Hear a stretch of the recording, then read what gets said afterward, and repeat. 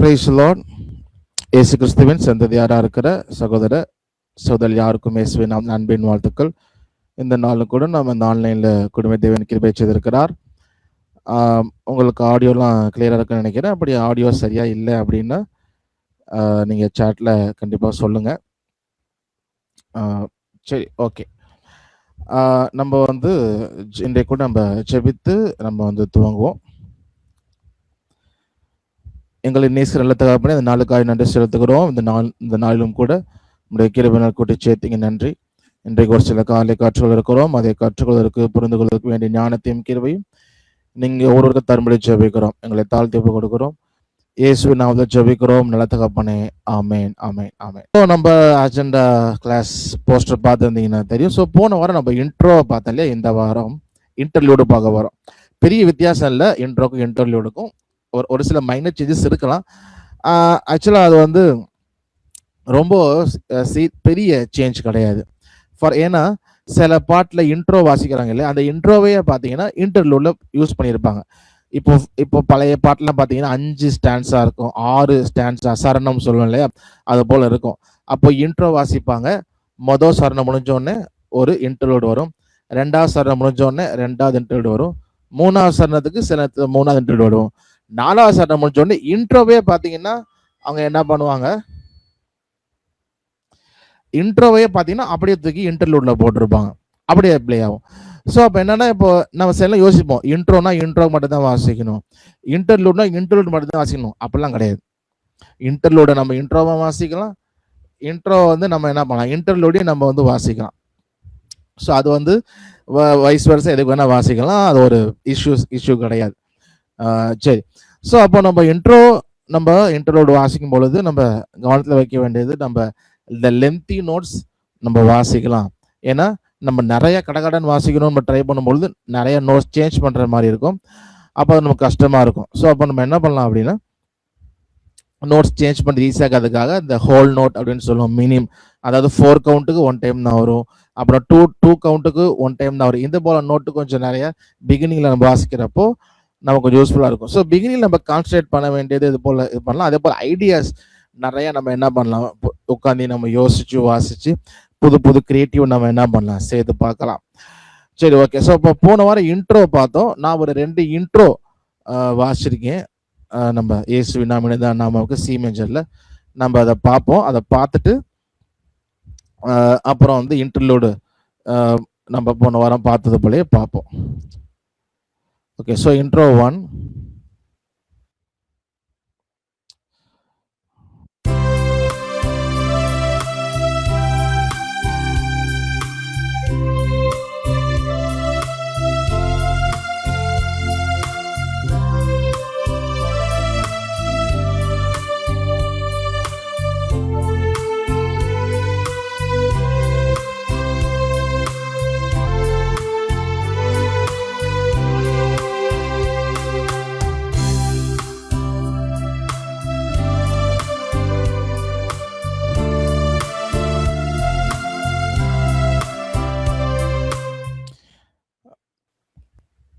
Okay.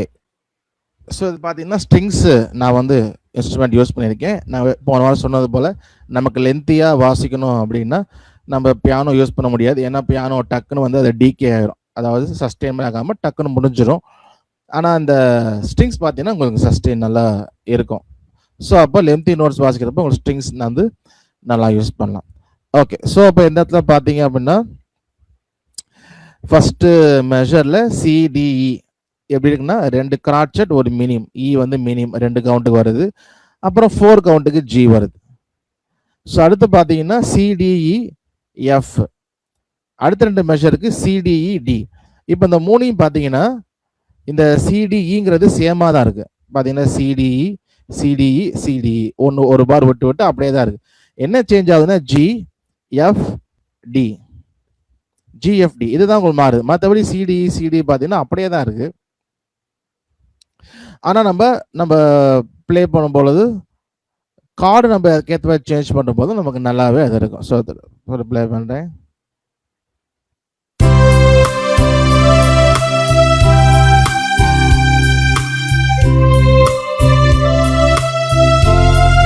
F போறப்ப F major,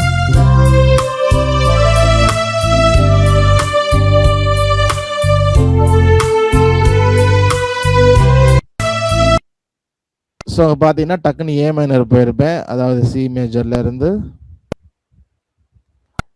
okay, ஏ minor, இ போறப்ப ஏ minor, D வரும்போது ஜீசஸ் 4,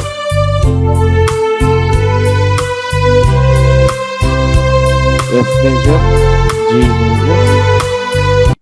ஸோ ஃபினிஷிங் பண்ணுறப்ப சியும் ஜியும் ரெண்டும் சேர்த்து ப்ரெஸ் பண்ணியிருக்கேன். ஓகே, ஸோ அதுக்கப்புறம் பாட்டோடைய கார்ட்ஸ் வந்துடுது, நம்ம அதை ஏற்கனவே பார்த்துட்டோம். ஓகே, ஸோ அப்போ நம்ம அந்த ஒரு இன்ட்ரோ வாசிக்கிறோம் அப்படின்னா, நம்ம ப்ராக்டிஸ் பண்ணும்போது ஜஸ்ட் ஒரு இன்ட்ரோ வாசிக்கிறோன்னா அதை ஃபைனலைஸ் பண்ணிட்டோம் அப்படின்னா, அதுக்கு ஏற்றது போல் நம்ம லெஃப்ட் ஹேண்ட்லேயும் கார்டு மாற்றணும். நம்ம ஏற்கனவே எப்படி நம்ம சாங்குக்கு கார்டு அப்ளை பண்ணுறோமோ, நம்ம ஏற்கனவே பார்த்துருக்கோம் இல்லையா, ஹவு டு அப்ளை கார்ட்ஸ். அதை நோட்ஸை வச்சு நம்ம ஒரு மெஷருக்கு இருக்கிற நோட்ஸை வச்சு நம்ம கார்டு அப்ளை பண்ணுறோம். அதே போல் தான் நம்ம இன்ட்ரோ வாசிக்கும் பொழுதும் அந்த இன்ட்ரோவுக்கு ஏற்றது போல் கார்டு நம்ம லெஃப்ட் ஹேண்ட்லேயும் சேஞ்ச் பண்ணணும். இப்போ லைவ்ல நம்ம வாசிக்கிறோம் அப்படின்னா, நம்ம அப்போதைக்கு ஒரு கிரியேட்டிவிட்டியும் பண்ணுறோம், ரைட் ஹேண்டில் வாசிக்கிறோம், அதே நேரத்தில் நம்ம லெஃப்ட் ஹேண்ட்லேயும் கார்டு வாசிக்கிறோம். ஸோ அப்போ ரொம்ப நமக்கு சீக்கிரமாக ப்ராசஸ் பண்ணுற மாதிரி இருக்கும். ஸோ அப்போ நம்ம இதை போல் நம்ம நிறையா ஆஃப்லைனில் நம்ம எடுத்து ஒரு சாங் எடுத்து இன்ட்ரோ வாசித்து ரைட் ஹேண்டை முதல்ல வாசித்து அதை நம்ம எழுதி அப்புறம் கார்டு அப்ளை பண்ணி பார்க்குறோம் அப்படின்னா நமக்கு ரொம்ப அது யூஸ்ஃபுல்லாகவே இருக்கும். அப்புறம் நம்ம லைவுக்கு போகும்பொழுது நமக்கு டக்குன்னு சைமல்டேனியஸாக ரைட் ஹேண்டு லெஃப்ட் ஹேண்டும் நல்லா டுகெதர் அது நல்லா அது ப்ளே பண்ணலாம். சரி, ஸோ இப்போ பார்த்தீங்கன்னா ஃபஸ்ட்டு 3 மெஷர் நான் சொன்னேன் இல்லையா, 2 கிராச்சட் ஒரு மினிமம் அப்புறம் சேப்ரே வருது. ஸோ இதே போல தான்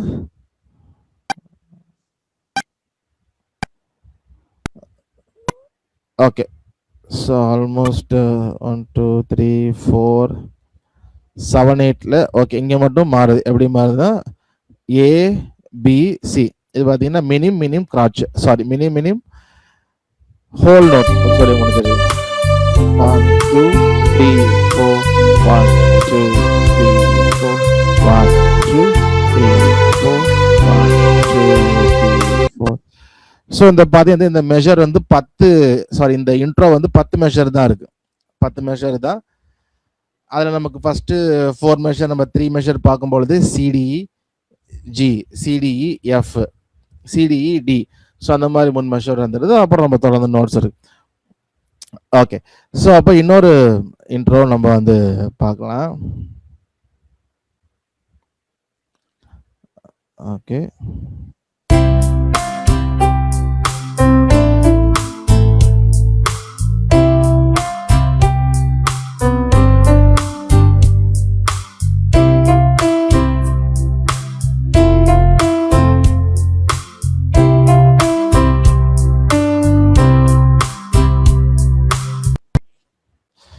ஓகே. ஸோ இது பார்த்தீங்கன்னா நான் பியானோவில் வாசிச்சிருக்கேன். ஸோ அதில் பார்த்தீங்கன்னா நிறையா குட்டி நோட்ஸ் இருக்கிறது போல் தெரியும். இப்போ இங்கே பார்த்தீங்கன்னா ஃபஸ்ட்டு மெஷரில் இங்கே சி இதில் நம்ம குவேவர்னு சொல்லுவோம். குவேவர்னா கிராச்சட்டில் பாதி. ஓகே, அதான் ஆஃப் கவுண்ட், அதான் நம்ம குவேவர்னு சொல்லுவோம். ஓகே, அதே போல் இஎஃப்ஜி சிடிஇ அப்படி இருக்கு. திரும்ப இஎஃப்ஜி பிசிடி. ஸோ இப்போ இங்கே இந்த இன்ட்ரோ பார்த்தீங்கன்னா எதுலேயுமே ஒரு பேட்டர்ன் இருக்கு. என்னன்னா இங்கேயும் இந்த இஎஃப்ஜிங்கிறது இங்கேயும் வருது, அங்கிட்டும் வருது.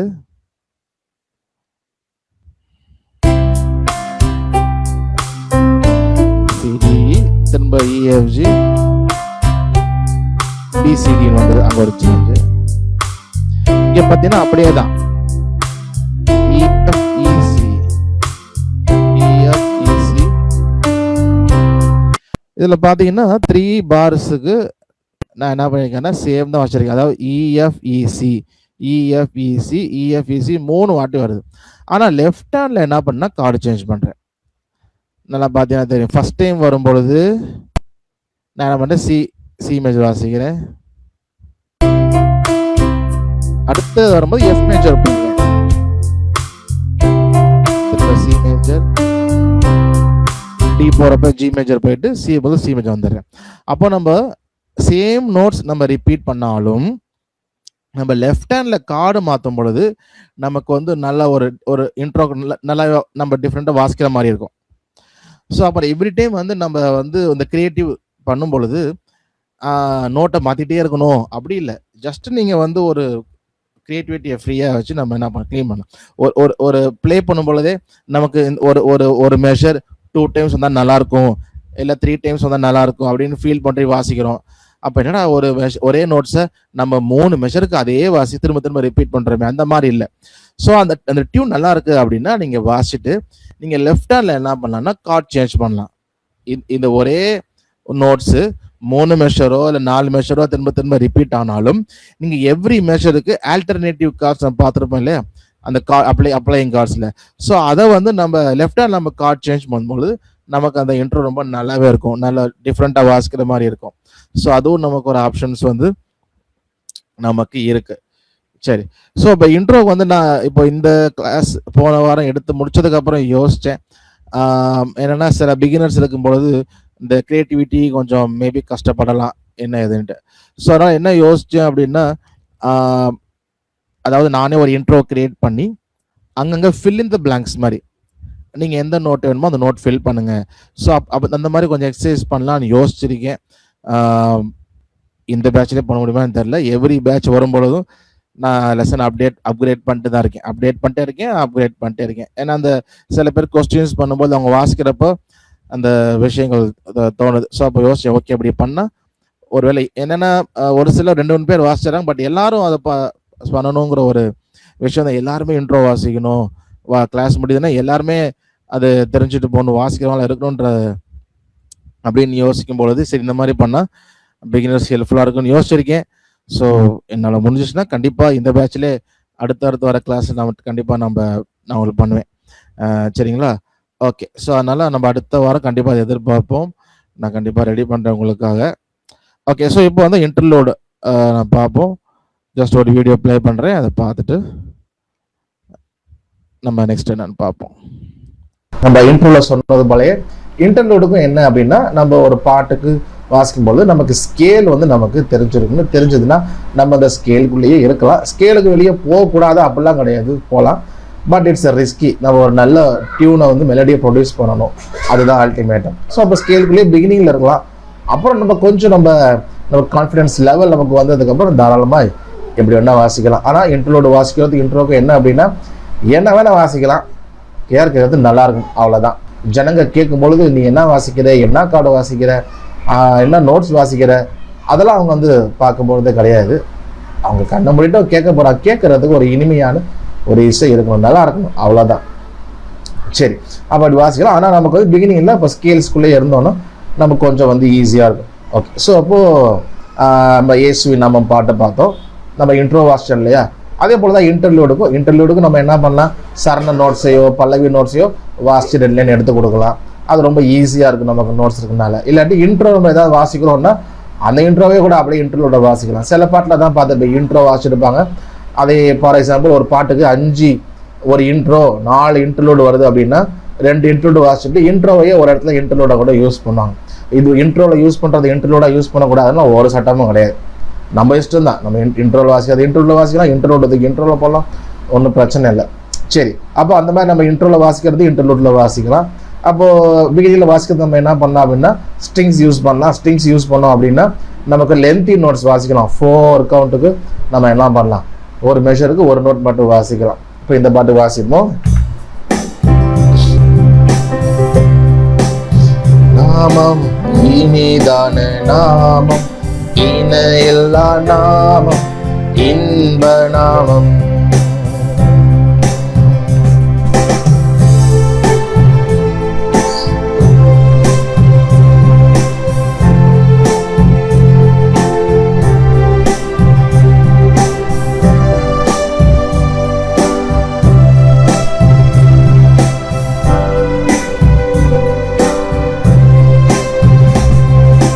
பாவத்தை போக்கும் பயமதை நீக்கும். ஸோ பார்த்துருப்பீங்க இன்ட்ரோட வாசிச்சு எப்படி வாசித்தேன் முன்னாடியே டிசைட் பண்ணல. சியில் வாசிச்சேன்னா ஏல வாசிச்சேன்னா அது ஒரு எனக்கு மறந்துச்சு பாரு. ஸோ அப்போது ஏதோ நோட்டில் ஆரம்பிச்சுட்டு ஓகே, ஏசி ஏஜி. ஸோ அந்த மாதிரி என்ன பண்ணலாம், ஸ்ட்ரிங்ஸ் போட்டு நம்ம ஒரு மெஷருக்கு ஒரு நோட் வாசிக்கலாம். அப்படி மாத்துறப்ப லெஃப்ட்ல நம்ம கார்டு மாற்றணும். இப்போ சி வரும்பொழுது நம்ம என்ன பண்ணலாம், சி மேஜர் வாசிக்கலாம், ஏ மைனர் வாசிக்கலாம். ஏன்னா நமக்கு வந்து ஏ மைனர் வாசிக்கலாம், நமக்கு சி இருக்கிற கார்டாக இருக்கணும், சி மேஜர் ஸ்கேலுக்குள்ளேயும் இருக்கணும். ஓகே, அது போல் எஃப் கூட சில வாசிக்கலாம். ஸோ அந்த மாதிரி அப்போ ஒரு நோட்டு மாற்றும் பொழுதும் அதுக்கேற்றது போல் கார்ட்ஸ் வந்து நம்ம சேஞ்ச் பண்ணிக்கணும். சரியா? அப்போ ஸ்ட்ரிங்ஸ் வாசிக்கலாம், 4 கவுண்ட்டுக்கு ஒரு நோட்டு வாசிக்கலாம். அதே போல் பியானோ, கிட்டார் அதெல்லாம் வாசிக்கலாம். இப்போ நோட்ஸ் கொஞ்சம் எக்ஸ்ட்ரா இருக்க மாதிரி இருக்கும். இன்பநாமம்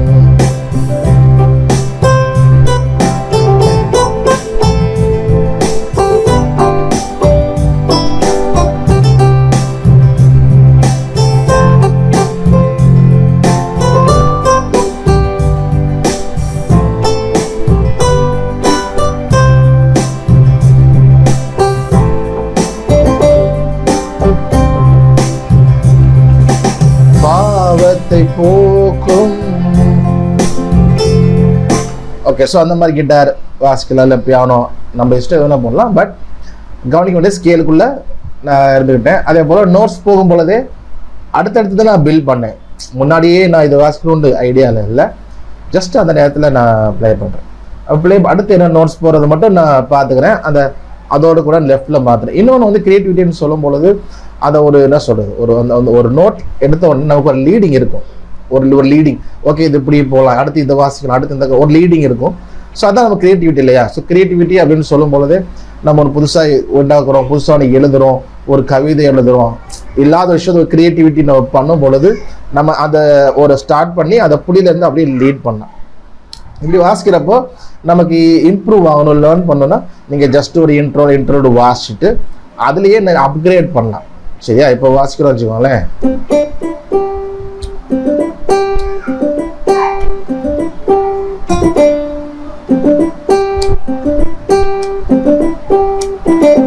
ஓகே, சிம்பிளா இருக்கு, ட்ரை பண்ணுவோம்.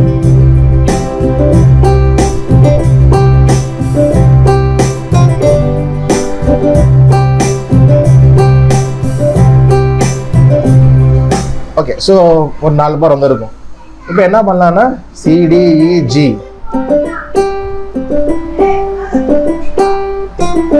ஓகே, இப்படி வாசிச்சிருக்கிறோம்.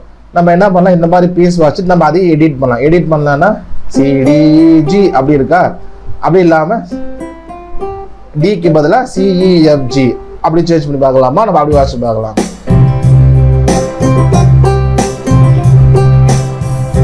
ஓகே, ஸோ எனக்கு என்ன தோணுதுன்னா, ஓகே அந்த மாதிரி இல்லை, டி வந்த மாதிரி இ இல்லை. அப்போ என்ன பண்ணலாம்னா ஒன் டைம் வரப்போ அடுத்த வாட்டி ரெண்டாவது வாட்டி சேஞ்ச் பண்ணால் நல்லா இருக்கும்னு ஃபீல் இருக்கு. அப்படி சேஞ்ச் பண்ணி பார்ப்போம்.